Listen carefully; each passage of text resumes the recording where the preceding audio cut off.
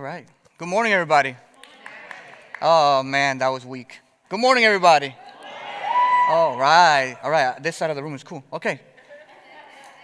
I'm so excited to be here this morning to be able to share part 2 of the series, Things That Jesus Never Said.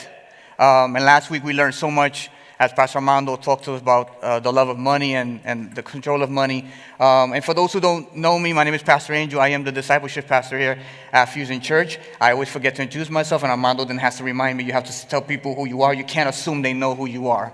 So that's me. Hello. So good morning. Today I wanna continue part 2 of this series, and I want to thank Pastor Armando for the opportunity to speak to you guys this morning. And at the same time, Pastor Armando gets a vacation day. He got to rest and stay up late. He was so excited. He's like, I stood up to 11:30 at night. I was like, dude, really? That's it, 11:30? That's it? I'll be out by 9 even when I'm not preaching. But I'm so excited that he got to rest. We value everything that he does. And I know a couple of minutes ago, we were able to share a little bit with Dave Peterson. And, Dave Peterson has been such a great example, especially to me and my family. I'm going to miss him greatly. He already knows that. And I'll cry on May 2nd, but we'll move on.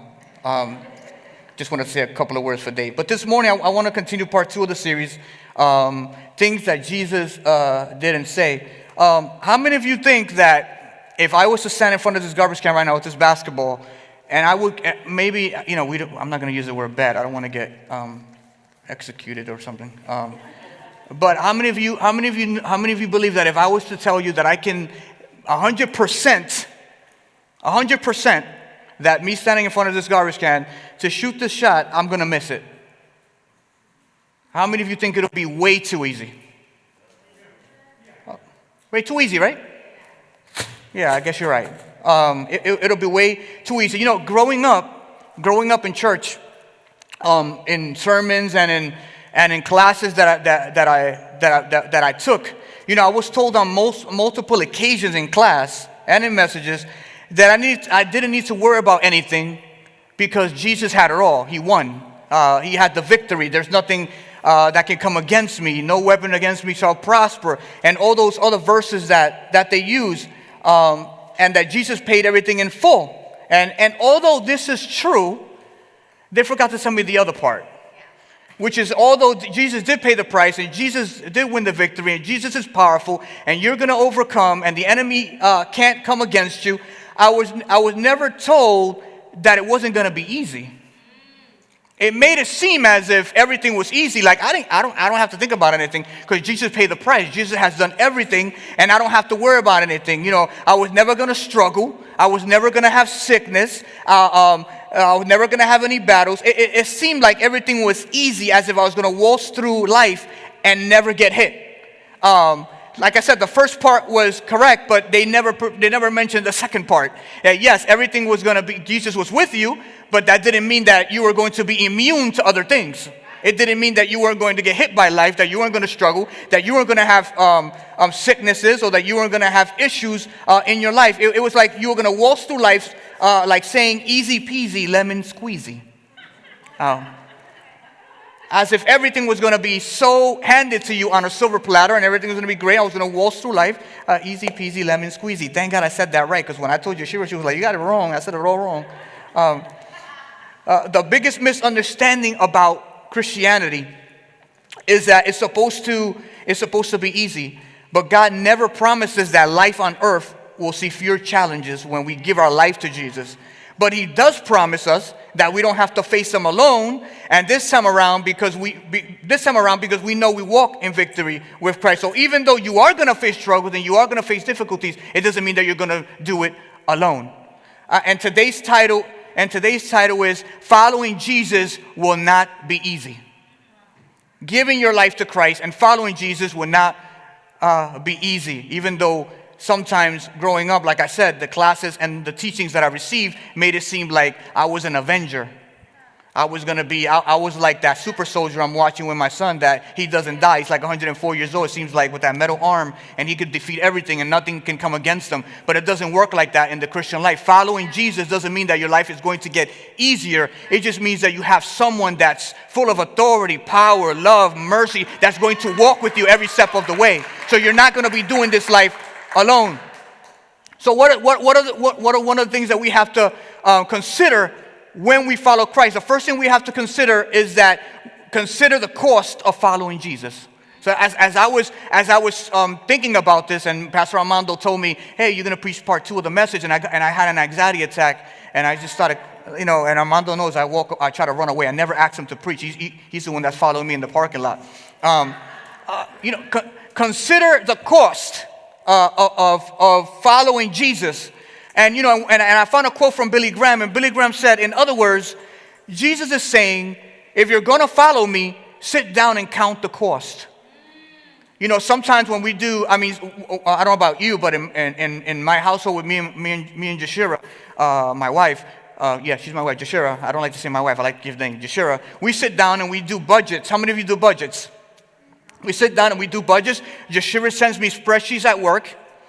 She texts me and says, hey, I need you to look at the spreadsheet. I need you to look at the numbers. And I'm like, honey, I'm working. It's okay. You have time. You don't do a lot over there. You just look at the spreadsheet and look at it and fix the numbers around. Let's fidget the numbers around. But, when we want to do something, whether that's vacation, whether that's fixing something in the house, we sit down and we count the cost.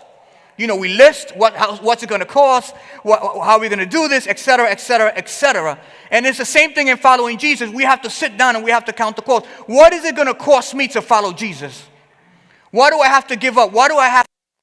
How is this going to work? And in Luke chapter 14, verse 27, Jesus speaking says, and whoever does not carry their cross and follow me cannot be my disciple. Jesus starts explaining to us what the cost is going to be when you say yes to Jesus. And he says, and whoever does not carry their cross and follow me cannot be my disciple. So Jesus meant something deeper than this when he told his disciples to carry their cross. In Luke chapter 9, verse 23, Jesus says, if anyone will come after me, he must deny himself and take up his cross daily and follow me. So Jesus establishes the principle, if you want to follow me, there is a cost. There is something that you're going to have to do in order to be my disciple. There's something you're going to have to do in order to be worthy of me. There's something that you're going to have to do in order to follow this journey that you're going to be on. You're going to follow me, but there's certain things that you need to do. You need to count the cost. In Jesus' day, a cross wasn't just a symbol of pain and suffering. It was mainly a symbol of death. And what Jesus was telling them is that they needed to put to death their own plans, their desires, then turn their lives over to him and do this every day.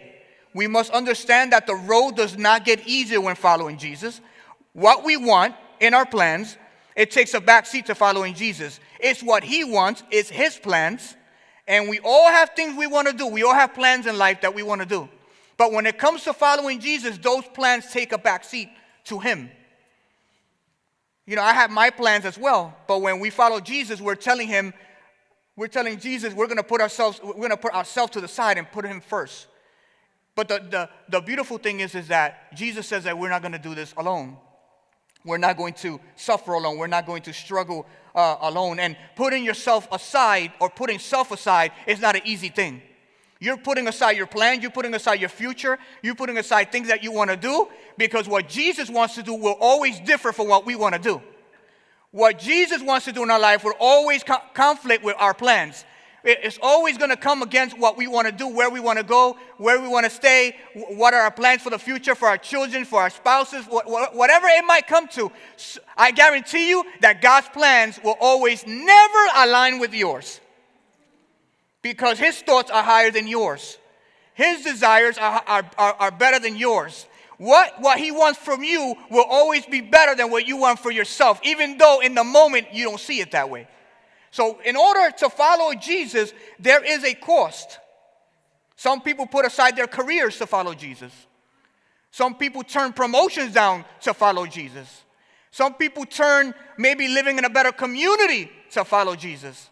Some people will turn so many things down because God has other plans for them. If it was up to me, I'll be in Florida right now. But that's a different story. Jesus knows my life. Jesus said in Matthew chapter 28, verse 20, teaching them to observe all that I have commanded you. And behold, I am with you always to the end of the age. So although it's not easy to follow Jesus, Jesus promises that he will not leave us, but will be with us every step of the way. Denying yourself to follow Jesus has a price, but it's all worth it. I can tell you today that all my plans would have been maybe not even close to what Jesus had for me in my life today. If I would have followed my own desires, my own choices, things that I wanted to do, it would not even come close to the blessings that I have up to God, that I follow up to today. And it may not sound like a big thing to some people, but I value everything that God has done in my life, and I am glad that I followed everything that Jesus has wanted me to do since the moment I said yes to him. I had so many other plans. Right now, I would have been on Law and Order. I would have been the lawyer. I wanted to be a lawyer. I wanted to make all that money. I love law shows. Me and my wife love Law and Order. I watch Blue Bloods. I watch whatever it is, another 48 hours. I watch Netflix, Locked Up. I watch anything to do with law because that was my desire. That was my passion, but that's not what God had in store for my life. God had this, what I have today. So I chose Jesus over my desires, over everything that I wanted. I was going to live in a big house. I was going to have the picket fence. I was going to have the golden retriever. Don't get me wrong, I have a house, but you know what I mean, MTV Cribs, that's what I'm talking about. That kind of I wanted to have it all. I thought that would have been everything, the American dream, but you know what? None of that compares to what God had for me. But there's a price to pay, and he will be there to guide you. We are not alone. God is with you no matter what you're going with, no matter what price you have to pay, it'll be all worth it. If you follow Jesus today. But it won't be easy. I'm not going to lie to you. I'm not going to tell you that you're not going to suffer. I'm not going to tell you that you're not going to get sick. I'm not going to tell you that you might not have relationship problems. I'm not going to tell you that you might lose your job or you might struggle or et cetera, et cetera. You are going to go through issues. But think about it. You're going to go through issues with Christ or without Christ. You're going to go through problems with God or without God. You're going to go through different situations with God or without God. But I want to tell you today that it's better that you do it with God than without him. But what price are you willing to pay? But you must be willing to obey and to submit. Following Jesus, you must be willing to obey and to submit. Following Jesus does not mean that you live independently from his example and instruction. Christ followers trustfully obey and submit to his will by faith, even when it exceeds understanding. Even when you don't understand, you do it. Yeah. Even when you don't see it, you do it. Even when you can't comprehend it, it's not for you to understand. You do it. When you follow God, you're not in the business of knowing everything. God is not going to give you the whole plan from scratch. You are going to follow step by faith. You're going to trust him. You're going to believe him that no matter what's going to happen, he is going to be there with you. It's be willing to obey and to submit to that which God tells you have to do. Even when it hurts, even when you don't want to do it, even when you don't want to follow it, even when you know it might lead you to pain, even when it might lead you to whatever it might lead you to in your life, you're still going to do it because you want to submit to his will, to what he wants you to do, because he knows what's best for you. Obey and submit doesn't mean that you're independent. Jesus answered them in John chapter 14, verse 23. If anyone loves me, he will keep my word, and my Father will love him, and he will come to him and make our home with him. Obedience and submission to God. Submit totally to his word, to his truth. To everything that he has stated in his word, you follow it to the T. There is no one part that you're going to follow and a part that you're not going to follow. When it comes to the word of God and what he wants from you, you're going to follow it 100%. That is the price that you have to pay to follow Jesus. You must follow his word from beginning to end. And submit to it and follow it. There is no other way. In this instant, God's word is God's word, and your word doesn't mean anything. His word is perfect. His word is pure. His word is life. His word changes. His word transforms. His word will give you truth, not half truth, full truth that will allow you to overcome anything that you might face in this life, or anything that might come against you for following Jesus Christ. What else? What else do we have to do? We got to prepare for hardships. Right now, you might be going through a great moment in your life. There's not a lot of things going on. Some of you might be struggling with certain things. You might be struggling with maybe a sickness. You might be struggling with a rocky marriage. You might be struggling with financially. You may be struggling with yourself. You may be struggling with love, with relationships, with communication. There's so many things that you could be struggling with today. I wouldn't know it. But that doesn't mean that Jesus never said it wasn't going to happen. James chapter 1 verse 12 says, "Blessed is a man who remains steadfast under trial, for when he has stood the test, he will receive the crown of life, which God has promised to those who love him." Following Jesus means hardship is only a possibility. It's not only a possibility, but it's a guarantee. I guarantee you, I will tell you that you will follow Christ, you will go through something. You will face trials. You will face tribulations. Because John chapter 1 verse 12 tells us that it is a possibility. But God says that if you stand steadfast under that trial and you have stood the test, the crown of life is waiting for you. So this whole walk with Christ is a battle. This whole walk with Christ is ups and downs. This whole walk with Christ, yes, you're going to have your victories. You're going to have your falls. You're going to have your failures. You're going to have your victories. You're going to have your victories. You're going to have your failures. You're going to have your victories. You're going to have your failures. Victory, failure. Victory, it's like it's up and down. But there's going to come a time where you're going to close your eyes, or the trumpet is going to sound, and you will have the crown of life. You will have total victory with Jesus Christ. But you got to be prepared to face these hardships, right? Paul said, I have, at the end of his life, he said, I've fought the good fight. I've run the race. And one of the things that intrigued me is in the book of Acts when Paul has his encounter with Christ. I think they talked about the call of Paul and how Jesus speaks to him and calls him and prepares him. But there's one statement that I guess every time I read it, I don't want to use the word frighten me, but if Jesus was to tell me that directly, and he told Paul, I'm going to show you what it means to suffer for my name. I don't know about you, but when I got up, I would have been like, well, I'm just going to go back. I'm out. Peace out. Because that means a lot. Basically, everything that you've done against my name, all the suffering that you have caused, all the suffering that you did, all the murdering and killing that you did, everything you did to suffer, to make my people suffer, now you're going to understand why they suffer. And you're going to have to suffer for my name. So you will go through your situations. You will go through your troubles. You will go through things that you don't want to go through. But the beautiful thing is that God is going to be with you every step of the way. That God's going to be with you every step of the way. What hardships do we face in this world? John chapter 16, verse 33 says, these things I have spoken to you, so that in me you may have peace. In the world you will have tribulation, but take courage, I have overcome the world. So even though Jesus is warning us that we are going to go through tribulations, that we are going to go through problems, Jesus is telling us, I have overcome the world. I already have overcome for you. Believe in me, you will also overcome. Believe in me that you will see that healing. You will see that provision. You will see mercy. You will see love. Everything that you are struggling with, you are going to overcome because I already did it for you. We just have to believe that we are going to come out on the other side unscathed. And Jesus gives us peace in the midst of our tribulations. He says, so that you may have peace. The ability to lay your head down on a pillow in the midst of financial hardship when you think you're losing your house. When your children are not coming home and it's 2 o'clock in the morning and you can't control them. When you and your husband are having issues or things are going on in your life. The ability to lie down in peace, that's the peace that only Jesus can give you in the midst of trouble, in the midst of tribulation, in the midst of struggle. That's the peace that Jesus is offering them so that you may have peace. Not worldly peace, but the peace that comes from Jesus that tells you, I may not be taking it away from you, but I'm going to give you peace that in the midst of it, you can sleep through this. You can deal with this. And it always takes me back to the story of the disciples on the boat with Jesus.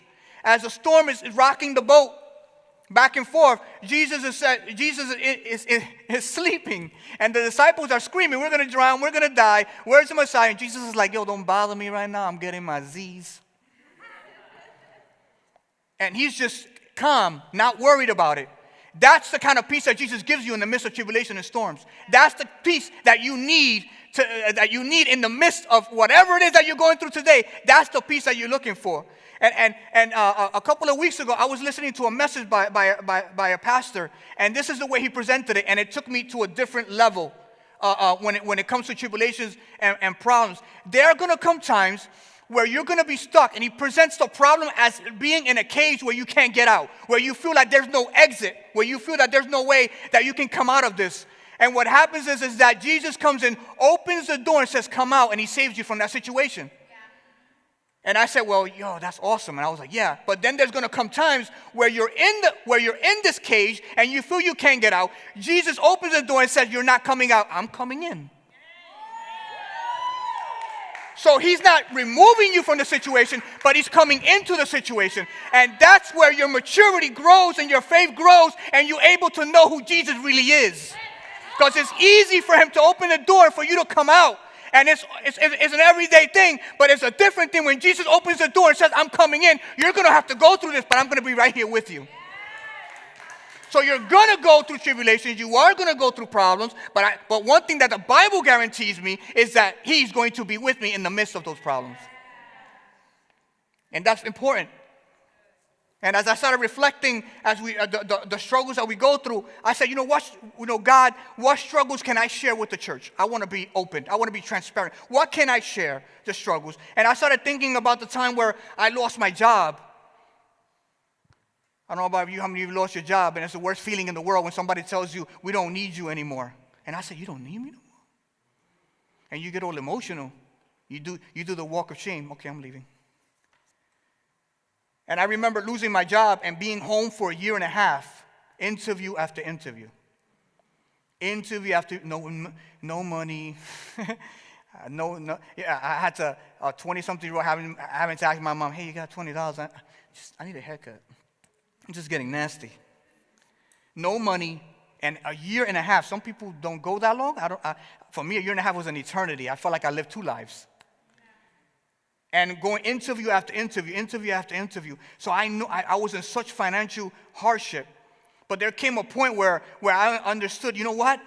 In the midst of everything, God was still providing. In the midst of anything, I started thinking, I still have a house. I have a bed. I have a house. I have food on the table that, of course, my father was providing. But still was food. And I want to tell you that sometimes, even in the midst where you feel you're in financial hardship and you start looking around, I always say there's people that have it worse than you. But God gave me, made me reflect that it wasn't about money. It wasn't about getting this or getting that. It was to know that I had to live off his provision. I had to live off in faith. I had to live off believing that he was going to provide. After a year and a half, I got my job. And I'm glad, and this is the irony, that I'm glad that I never got none of those jobs, because the job I have now for 17 years, I wouldn't trade it for the world. So I feel that God prepared me just to live in faith, just to believe, because what he's given me today is better than any job I would have had before. And if you don't believe me, you guys, Andy works with me. He loves it. You might be struggling with sickness today. Maybe, God, I've been going through this for such a long time. Again, I reflect on when I was growing up and I had really bad asthma.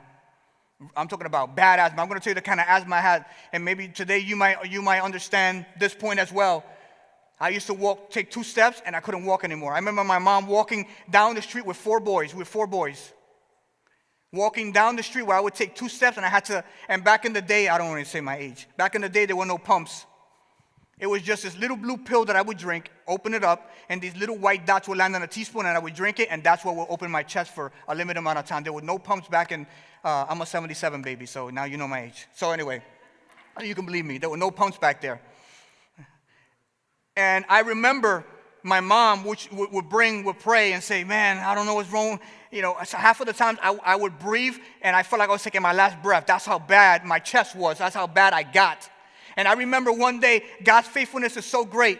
And I remember my mom's faith in believing that God can do it. I was at the point like, man, I've been prayed for by 16,000 pastors, and nothing's ever going to change. This is something I have to live with for the rest of my life. And it just gets worse and worse and worse. And I remember one prayer service on a Tuesday. This is why it's important. 7 o'clock, Tuesday nights, Facebook Live. Join the Fusion Prayer Group. I believe in prayer, and I believe that God can change people's lives if we've come together and pray. Went to a prayer service.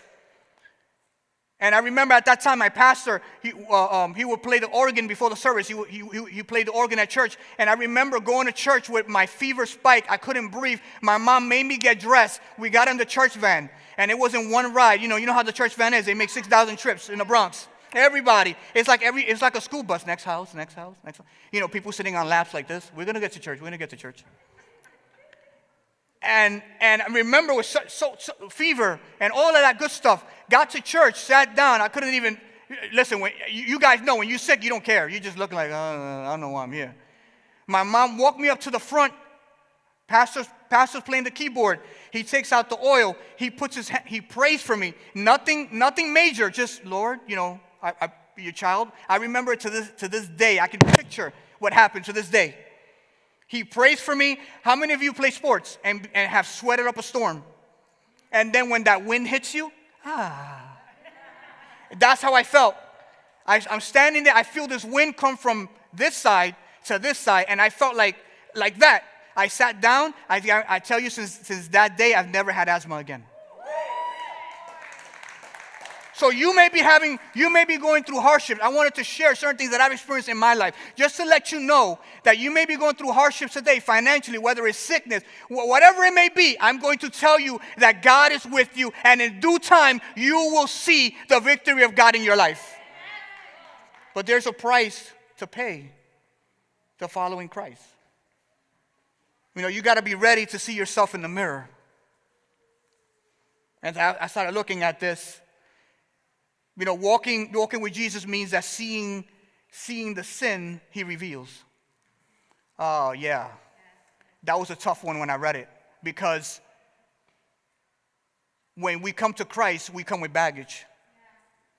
We come with issues. We come with certain things that are in our lives that Jesus needs to deal with. And when we come to Christ, we have to let go of certain things that we don't want to let go of. There are things in our lives that have to change instantly to follow Christ. We have to confront it and asking God for forgiveness. So it's easy to say, Jesus, I want you. But when Jesus says, but I have to change you, oh, well, no, don't touch me. I said, I want you as Lord. I want you as Lord. I believe that you are the Son of God, but we have to let go. But he has to cleanse us, and he has to work in our lives.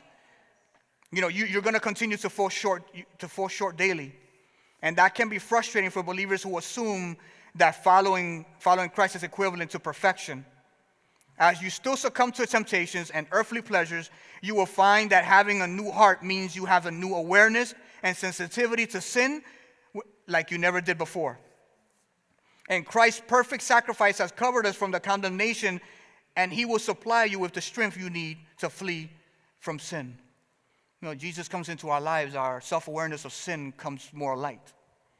I think Billy Graham is the one that said that the more you know Christ, the more wretched you see yourself in the mirror. The more sinful you are. Because the closer you get to Christ, Christ is holy. And because we're not, everything that we are is revealed in front of him. But you want the Christ to pay to following Christ. It's not easy. It's to let go of things in our lives that we like to do. Things that even maybe today we're still struggling with. Even things today that nobody might know, but you're still struggling with. But I want to tell you that in order to be a disciple of Christ, to follow Christ, those are things that you have to let go of. Those are things that you have to come before the presence of God and say, God, forgive me. God, restore me. God, guide me. God, cleanse my heart. Right? That's what the psalmist says. Make my heart pure. Make it new. Make it more like you. Make it more that connected to you. Nothing to exist in my heart that will separate my relationship with you. If we want to be a disciple of Christ, if we want to follow Christ, we need to cleanse our hearts. We need to separate ourselves from sin. Flee from sin. Flee from anything that might divide, that might remove, that might separate, that may break our relationship with Jesus Christ. We have to look ourselves in the mirror. Some of us might like looking at themselves in the mirror more than others. But even the imperfections that you try to clear, as you do what women do with the makeup. I don't know, my wife has like 7 different facial cleansers. And she's like, and I'm like, that's not going to remove a lot. I'm just saying, you know. What I need is a cream for my hair to grow. But you can do all of that. You can hide all your imperfections. And you do it on a daily basis and try to make yourself as clean as possible, as pretty as possible, as nice as possible. But that doesn't cover what's underneath. It's only temporary. That's why it's a temporary thing. But when it comes to following Jesus, Jesus is not asking you to cover. I can take a cover right now, throw it over those chairs, and you see the cover. But you know what? The chairs are still under it. It's only a temporary thing. But when it comes to following Jesus Christ, Jesus is saying to remove it permanently. It's a permanent release. I don't want to do this anymore. I'm not going to practice this anymore. I'm not going anymore. I'm not going to do this anymore. This is not going to happen anymore. My life is totally changed. If you want to follow Jesus, you have to give up things that you love to do that are against God. Because we are not perfect. Each one of us has things that we might have struggled with or have gone through, or sometimes creeps up in our lives, and we're like, no, I'm not going to go over there because I know what's going to happen if I go over there. I'm not going to do this because I know what's going to happen. I know what I'm going to do, and I know what I'm capable of. And I want you to think about that stuff. Each and every one of us, we know what we are capable of. And that's why we want to stay away from the things that might hinder our relationship with Jesus, because we know what we're capable of. And as I started thinking about that, and I repeated it to myself more than 5 times, that's scary, man. I know what I am capable of. Looking at ourselves in the mirror, I know what I'm capable of doing and things that I can do because it will come naturally to me. Why? Because I used to do it.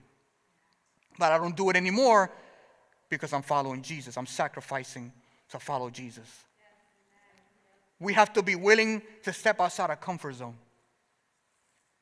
Sometimes God instructs us away from what is comfortable and familiar toward the unknown. Jesus will call us to do things most likely that we're not comfortable in doing or going. Maybe there are some awkward tasks, some frightening instructions, or just some plans, uncomfortable situations in our futures. But before you say no, put yourself in Jesus' shoes the night before his crucifixion. It was frightening and uncomfortable, yet he obeyed.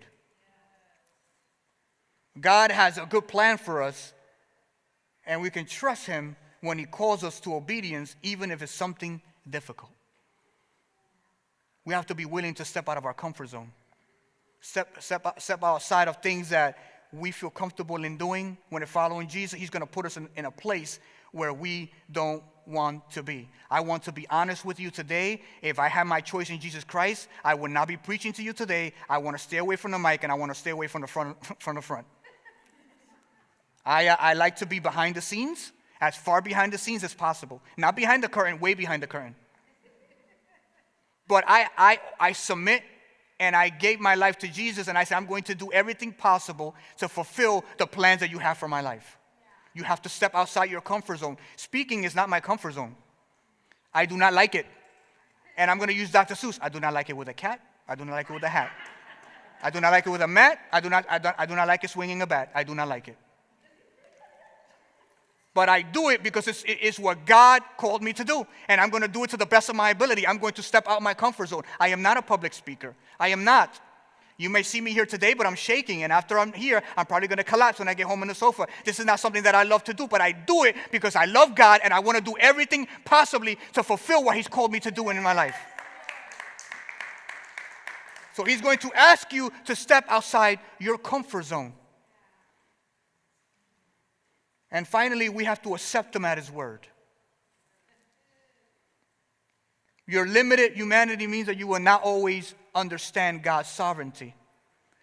You will question why he allows suffering when he is in silence. And the story of Job comes to mind. And why your prayers seemingly go unanswered, but you have not been instructed to fully understand. You are to walk by faith, acknowledging his ways are higher than yours, and his thoughts are greater than yours. You will question the suffering in your life. I don't know how many times I said why to God in prayer. You will question why when you pray through your trials, you seem to not to hear anything. You feel like you're the only voice in the room is you. You will pray and ask God, why is this going on? Why me? Why me? Why me? Why me? Why me? And it's all about me. But you have to accept God at His word, because Hebrews chapter 11 verse 6 says, and without faith it is impossible to please God. Because anyone who comes to Him must believe that He exists, and He rewards those who earnestly seek Him. This is a faith walk. This is I can't see, but I'm going to believe. I can't see, but I know that He is working. I don't know when, but it's going to happen. I don't know how, but He does. I don't know how I'm going to get to this side, but I know that He knows. I don't know when it's going to happen, but He has the date. I don't know how long this is going to last, but He does. I don't know, but without faith, it is impossible to please God. We must believe that He says who He says He is. If He says He's going to be with you, believe it. If He says He's going to heal you, and it's been 15 years, believe it. If He says He's going to give you the victory, He's going to give it to you. If you're going to suffer, but He says He's going to guide you out, believe it. It's only for a time, but joy will come in the morning. God is going to be with you no matter what you're going through, no matter what you will go through, no matter what you've suffered, no matter how much you cried, no matter how much you scream, no matter how much division, no matter how much whatever headaches you have, God is going to be with you, because He promised us if you take up your cross daily, He is going to be there with you. Why? Because He's been there. Why? Because He gave you the victory. Why? Because He showed it to me on the cross. Why? Because He loves me so much. He said, I'm not going to leave you alone. I am going to be with you until the end of the age. We have to accept Jesus for His word. What He said will come to pass. What He said will be true in our lives. We have to accept it, receive it, and live by it. We have to accept Him at His word, because if we don't do it, it is impossible to please Him. Because those who live by faith, Scripture says that He will reward those who seek Him and believe in Him by faith. There is a reward by Him showing up. Following Jesus will never be easy. So I want to remind you this morning, we must count the cost. We must trust that He is with us. We must be willing to follow Him and put ourselves aside. We must have faith even when we can't see it. And we must turn from sin. We cannot carry sin while following Jesus. And it may seem tough, but if He is with us, nothing is impossible. I want to pray with you this morning. You may have come to Christ and said, it's been a very difficult journey, Pastor Angel. You don't know. I said, yeah, well, I don't know what you're going through, but I can tell you that following Jesus for me hasn't been easy either. We're in the same journey, the same road of trying to do everything we possibly can to live for Christ on a daily basis. But that doesn't mean that we're immune to certain things. It doesn't mean that there are not things that are going to come into our lives that seem difficult, that seem impossible, that might even rock the foundation of who we are. But one thing I do know is that I accept Jesus at His word. The Bible says that heaven and earth may pass away, but His word remains forever. That tells me that His promises are true yesterday, they're today, and they will be tomorrow. So today it may be a good day for you, and for some of you today may be a bad day. But there's going to come a day where that's going to switch. And it's going to continue to switch until the day that we see Jesus Christ in glory. But I'm going to tell you one thing is that He's never going to leave your side. Even when you think He's not there, He's there. Even if you can't hear Him, He's still there. Because there's certain times where He's going to let you out. And there's certain times where He's going to come in and spend time with you in the midst of that pain and that suffering for just a short time. So that you may know that He who He says He is, that's exactly who He is. Let's pray this morning. Hey, what's up? My name is Armando. I'm the pastor of Fusion Church, and we are so excited that you followed along in this message. We hope that you enjoyed this message. If you did, make sure that you hit the like and subscribe button down below. If you feel led by God to support the ministry of Fusion Church, you can do that in a number of ways. Number one, pray for us, pray with us. God is doing some great things here at Fusion Church, and that is probably the best way for you to be part of it. The second way is if you live locally, please come out and visit us. Come and enjoy service with us, and if you feel led to, you can even join our team and become a teammate. And the third way is if you feel led by God to give to the ministry of Fusion Church, you can do so by going to our website, www.fusionchurchny.com, and hit the giving tab. With that being said, guys, God bless you. Hope you enjoy the next message.